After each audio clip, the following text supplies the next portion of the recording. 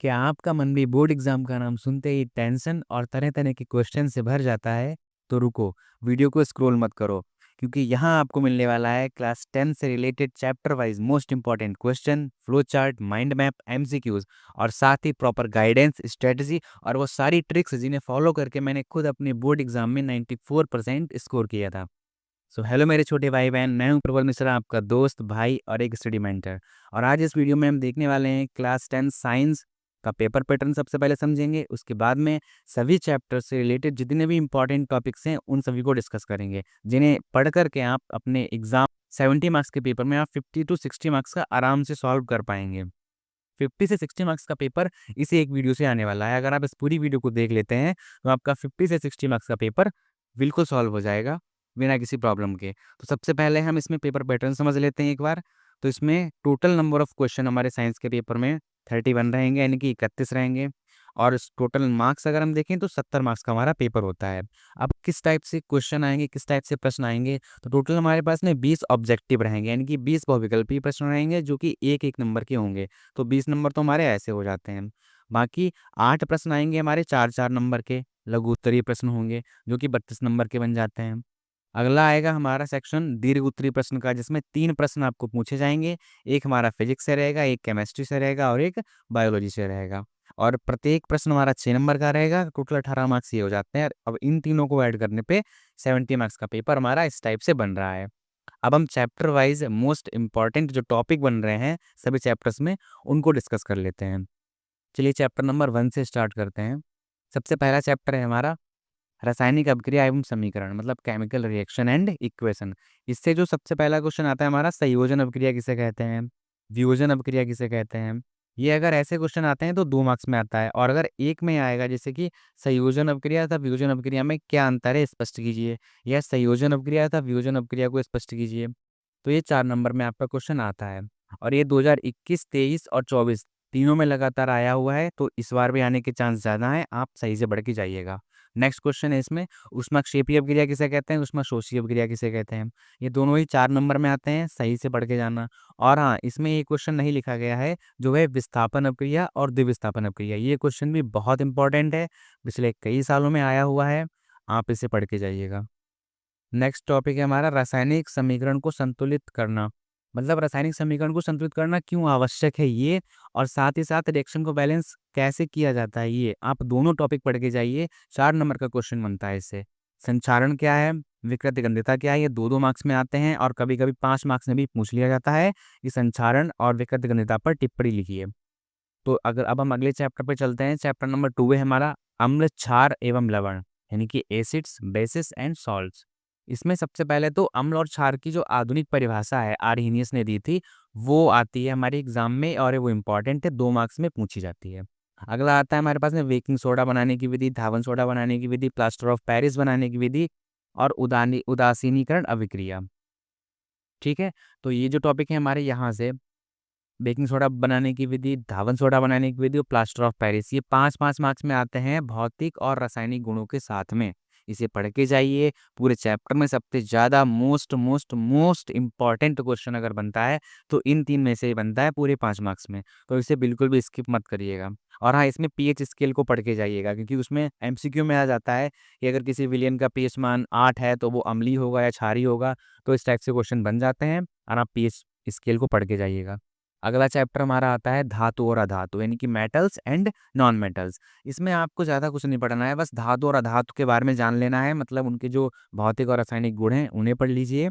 और विद्युत रासायनिक श्रेणी सबसे ज़्यादा इंपॉर्टेंट, अगर इस पूरे चैप्टर में कोई चीज़ है तो वो भाई यही है, विद्युत रासायनिक श्रेणी, क्योंकि इसका यूज़ हम चैप्टर नंबर 1, 2, 3, 4 सब में पूरी केमिस्ट्री में करेंगे, पूरी फिजिकल केमिस्ट्री में करेंगे।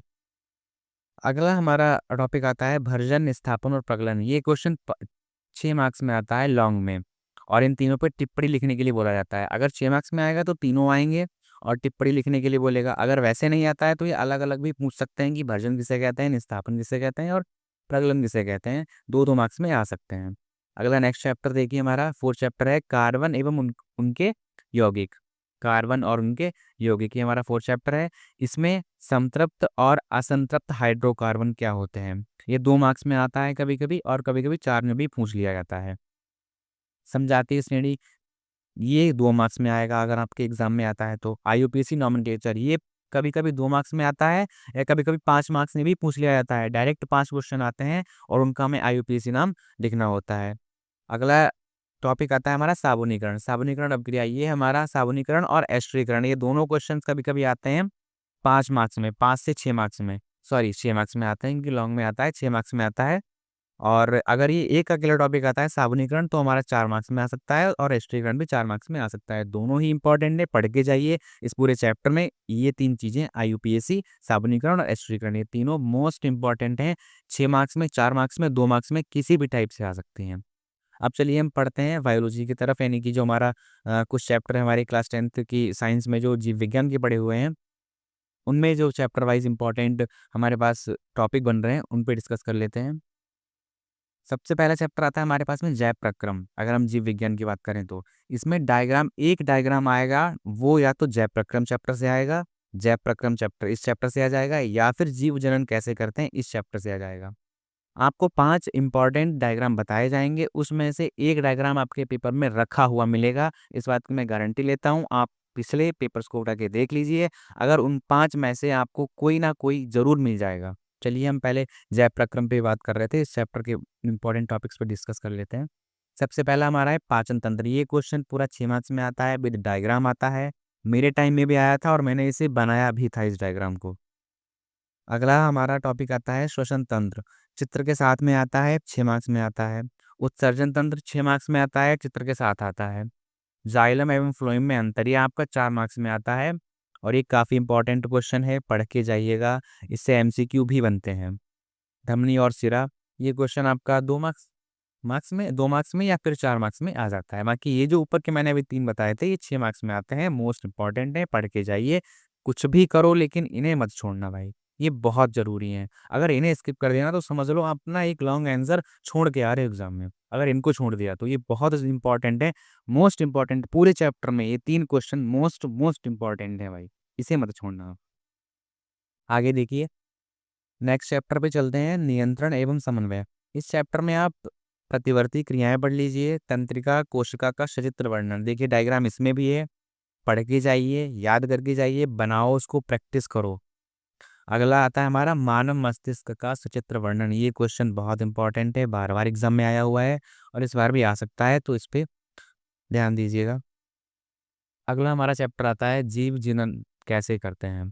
जीव जनन कैसे करते हैं, इस चैप्टर में लैंगिक एवं अलैंगिक जनन, ये आपका 4 मार्क्स में आ जाता है, डिफरेंस करने के लिए कि लैंगिक और अलैंगिक जनन में क्या अंतर है। 4 प्रमुख अंतर बताइए, तो आप इसमें डिफरेंस वाला इस टाइप से क्वेश्चन आ जाता है 4 मार्क्स में, या अगर अलग-अलग पूछेगा तो 2 मार्क्स में पूछ लेगा। परागण एवं उनके प्रकार, ये क्वेश्चन आपका 4 मार्क्स में आता है। पुष्प की संरचना, ये 2 मार्क्स में आ सकता है, कभी-कभी 4 मार्क्स में भी आता है अगर व्याख्या करने के लिए पूछता है तब। नर तथा मादा जनन तंत्र, ये क्वेश्चन 4 मार्क्स में और कभी-कभी 6 मार्क्स में भी पूछा जाता है, विद डायग्राम। डायग्राम ध्यान रखना, मैं जो बात कर रहा था कुछ देर पहले कि जैव प्रक्रम चैप्टर से एक डायग्राम आएगा या फिर जीव जनन कैसे करते हैं इस चैप्टर से आएगा, तो मैं इन्हीं 2 डायग्राम की बात कर रहा था, नर जनन तंत्र एवं मादा जनन तंत्र, या फिर पुष्प की संरचना। अगला हमारा टॉपिक आता है डीएनए एवं आरएनए में अंतर। ये हमारा 4 मार्क्स का क्वेश्चन आता है, बहुत इंपॉर्टेंट है, याद करके जाइएगा, अच्छे से रिवीजन करिएगा इसका, ये क्वेश्चन बहुत इंपॉर्टेंट है। अगला देखिए, चैप्टर हमारे पास में आता है आनुवंशिकता, यानी कि हेरिडिटी। इस चैप्टर में आपसे मेंडल के आनुवंशिकता का नियम पूछा जा सकता है। इन्होंने शायद 3 नियम दिए थे और 3 में से अगर एक नियम पूछा जाता है तो वो 2 मार्क्स में आता है, अगर तीनों पूछे जाएंगे तो हमारे 6 मार्क्स में पूछे जाएंगे। आपको अच्छे से फ्लो चार्ट डायग्राम वगैरह बना के एक्सप्लेन करना है, 6 आउट ऑफ 6 आपको मिलेंगे। अगला देखिए, टॉपिक है हमारा एक संकरण तथा द्विसंकरण क्या होता है, ये समझाइए, 4 मार्क्स में आ जाता है, कभी-कभी इन दोनों में डिफरेंस करने के लिए आ जाता है। डिफरेंस करने वाले जितने भी क्वेश्चन होते हैं, वो 4 मार्क्स में आते हैं, ध्यान रखिएगा। अगला आता है हमारा लिंग निर्धारण, ये अगर आएगा तो 6 मार्क्स में आएगा बेटा, लॉन्ग में आता है, ठीक है ना? और गुणसूत्र पर टिप्पणी, ये भी आएगा तो ये भी हमारा 6 मार्क्स में ही आएगा, कभी-कभी 4 में भी आ जाता है ये, लेकिन इंपॉर्टेंट है, पढ़ के जाइएगा। नेक्स्ट हमारा सेक्शन देखिए भौतिक विज्ञान का, यानी कि फिजिक्स का। फिजिक्स में भी हमारे पास 4 चैप्टर हैं, जिनमें कुछ इंपॉर्टेंट टॉपिक्स हैं जिन पे हम बात करेंगे। वैसे बेसिकली आपको बताएं अगर हम तो जो फिजिक्स में फर्स्ट वाला चैप्टर प्रकाश का परावर्तन तथा अपवर्तन और विद्युत चैप्टर, इन दोनों चैप्टर से एक आपको न्यूमेरिकल मिलेगा एग्जाम में, या तो आप न्यूमेरिकल कर देना, वरना उसके अथवा में लग के एक क्वेश्चन आएगा जिसको आपको अच्छे से एक्सप्लेन करना होगा, वो कर देना। वैसे फिलहाल इसमें न्यूमेरिकल तो आता ही है, आपको न्यूमेरिकल पे अच्छे से ध्यान देना है, फोकस करना है उस पे, क्योंकि उसमें आपको फुल मार्क्स मिलते हैं। थ्योरी में आपके मार्क्स कट सकते हैं, लेकिन न्यूमेरिकल में मार्क्स नहीं कटते हैं, ये हमें एक बोनस पॉइंट मिल जाता है। चलिए हम फिजिक्स के चैप्टर वाइज इंपॉर्टेंट टॉपिक पे बात कर लेते हैं। सबसे पहला हमारे पास में आता है प्रकाश का परावर्तन तथा इसके दोनों नियम। ये हमारा 4 मार्क्स में आ जाता है क्वेश्चन कि प्रकाश का परावर्तन किसे कहते हैं और इसके दोनों नियमों की व्याख्या कीजिए।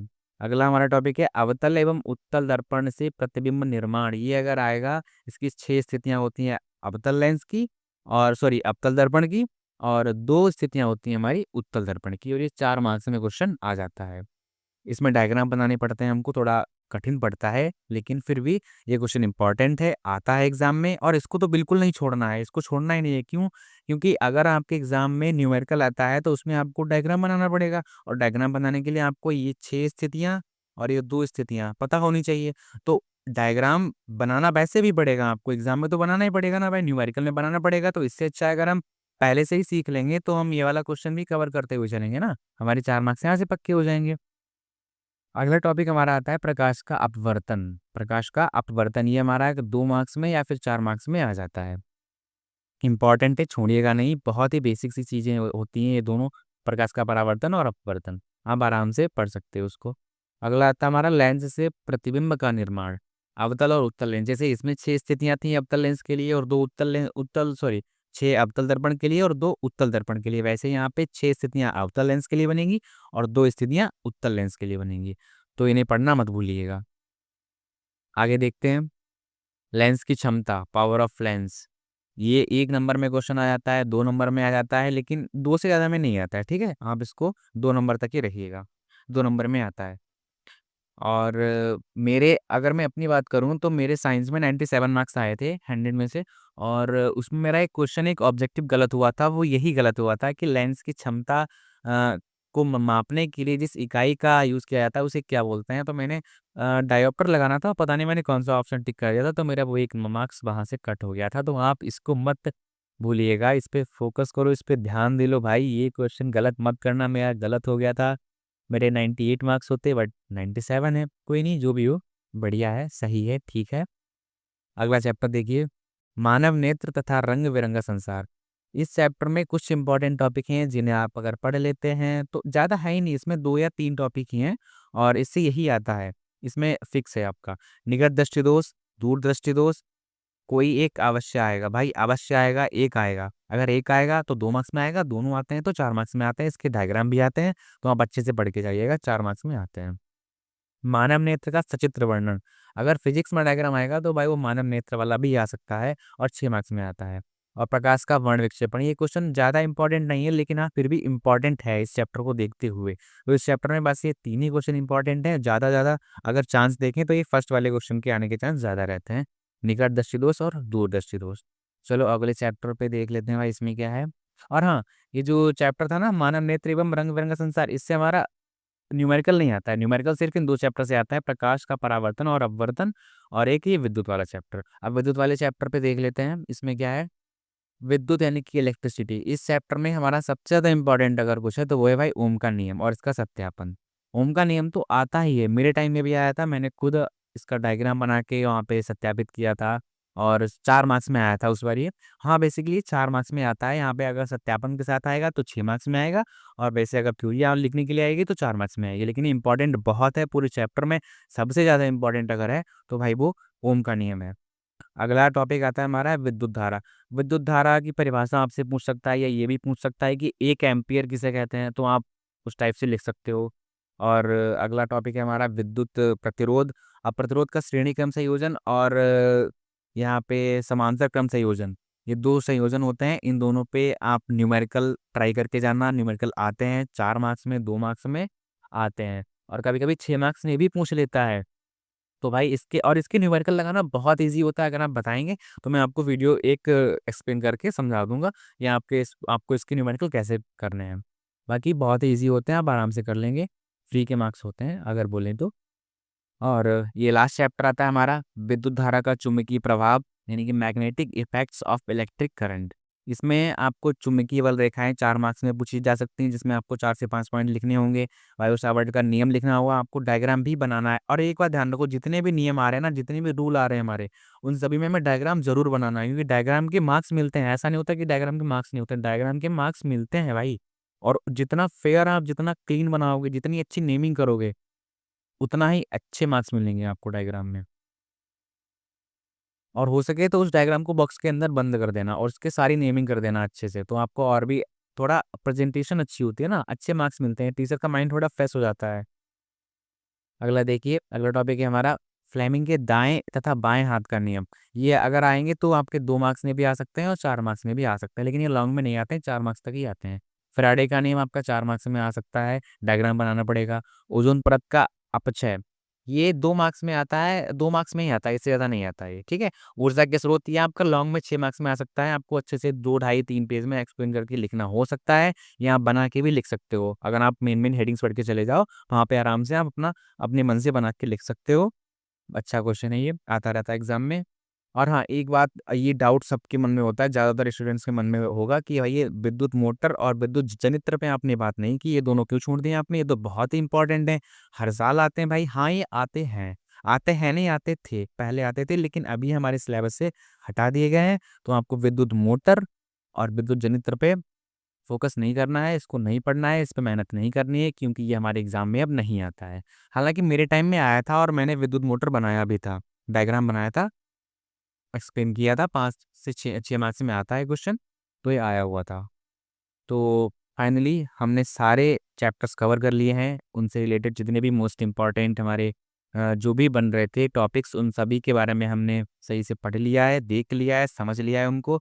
अब मैं इन्हीं पे फुल कंसिस्टेंसी, डिसिप्लिन और एक अच्छी स्ट्रेटजी लगाते हुए और एक अच्छे से माइंडसेट के साथ में मेहनत करनी है, और बोर्ड एग्जाम में 70 आउट ऑफ 70 फोड़ने हैं। और वैसे देखो, इस वीडियो को देखने के बाद में आपके 70 आउट ऑफ 70 तो नहीं आएंगे, ये तो मैं आपसे पहले कह रहा हूँ, झूठा वादा नहीं करता हूँ। आपके 50 से 60 तक आ सकते हैं, लेकिन अगर आपको 70 आउट ऑफ 70 चाहिए, तो आपको सारे चैप्टर्स के सारे टॉपिक अच्छे से पढ़ने होंगे और एक भी टॉपिक स्किप नहीं करना है, क्योंकि एनसीईआरटी की पता नहीं कौन सी लाइन से वो कौन सा क्वेश्चन पूछ सकते हैं, उनके ऊपर कोई फाउंडेशन नहीं होता है, वो कहीं से कुछ भी पूछ सकते हैं। तो 70 आउट ऑफ 70 लाने के लिए आपको पूरी बुक पढ़नी पड़ेगी, अच्छे से पढ़नी पड़ेगी, सही से पढ़नी पड़ेगी, फुल डेडिकेशन, कंसिस्टेंसी और एक अच्छे गाइडेंस में रहते हुए पढ़नी पड़ेगी। लेकिन अगर आप ज़्यादा मेहनत नहीं करना चाहते हैं, आपको 50 टू 60 मार्क्स ही चाहिए हैं 70 में से, क्योंकि हमारा पेपर 70 मार्क्स का ही होता है, तो 70 में से अगर आपको 50 टू 60 के बीच के मार्क्स चाहिए, तो आप इस वीडियो को रेफरेंस ले सकते हैं। जितना इस वीडियो में बताया है उतना आप पढ़िए, इससे बाहर नहीं आएगा। और आज की वीडियो में इतना ही। तब तक के लिए आप इन क्वेश्चंस को पढ़िए, डेली डेली कुछ कुछ टास्क बनाइए, उसे कवर कीजिए। आपका सिलेबस नवंबर तक पूरा हो जाना चाहिए, नवंबर दिसंबर तक पूरा हो जाना चाहिए, फिर आपको रिवीजन करना है। तो इस वीडियो में इतना ही, और अगली वीडियो आपको किस टॉपिक पे चाहिए कमेंट करके बताइएगा, और ये वीडियो आपको कैसी लगी कमेंट करके ज़रूर बताइएगा। आपको सबसे अच्छा क्या लगा बताइएगा, और अगला वीडियो किस टॉपिक पे चाहते हैं कमेंट करके ज़रूर बताइए, जिससे कि उस टॉपिक पे आपके लिए वीडियो बना सकें। और बाकी top 5 short question, top 5 long question, 50 MCQ की सीरीज़ वगैरह आपके लिए सब कुछ आने वाला है। तो जुड़े रहिएगा इस चैनल के साथ में, चैनल को सब्सक्राइब कर लो, बेल आइकन को प्रेस कर लो, जिससे कि इस चैनल पे आने वाली सभी वीडियोज़ का नोटिफिकेशन आपको मिल सके और आपके बोर्ड एग्ज़ाम की तैयारी को बेहतर बनाया जा सके। तो चलिए मिलते हैं नेक्स्ट वीडियो में, तब तक के लिए राधे राधे।